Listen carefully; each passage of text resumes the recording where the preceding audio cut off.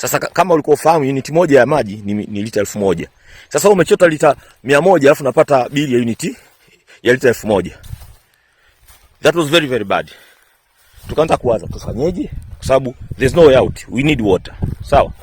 Kwa mwisho wa siku nikawasumbua sana Morowasa. Tukaja na plani nyingine sasa.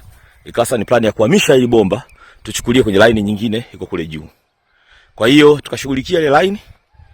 Tunashukuru mpaka mwanzoni mwa wiki hii ikawa ile line imeshavutwa ya maji.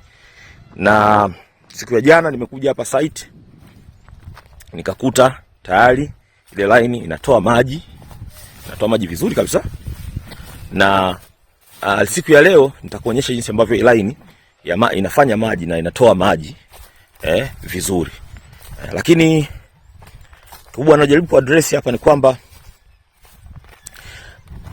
inabidi unahitaji maji kwenye mazingira kama haya ambayo kwa sababu huwezi kupata hydro, lazima uweke mimea, lazima ufanye mimea inahitaji. Kwa mfano mazingira kama ya Morogoro ikishakuwa jua ni kali sana, basi mimea yani kwa kweli inanyongonyea na inakufa. Kwa hiyo inahitaji maji. Lakini kingine sijui ili eneo lilopo lina shida gani. Unaweza kushangaa mjini kabisa center kule mvua imenyesha, huku kashangaa imetoka manyunyu tu au haijanyesha kabisa. Unaona?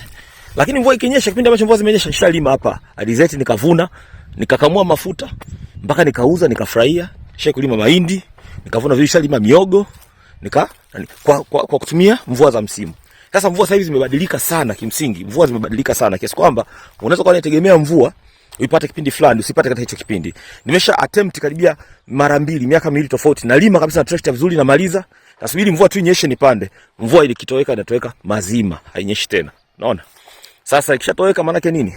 Hayo mazao kama ulikuwa hujapanda ndio utapanda tena. Kama uliyapanda nini kinatokea? Basi unakuta mazao yamenyongonyea na nakufa.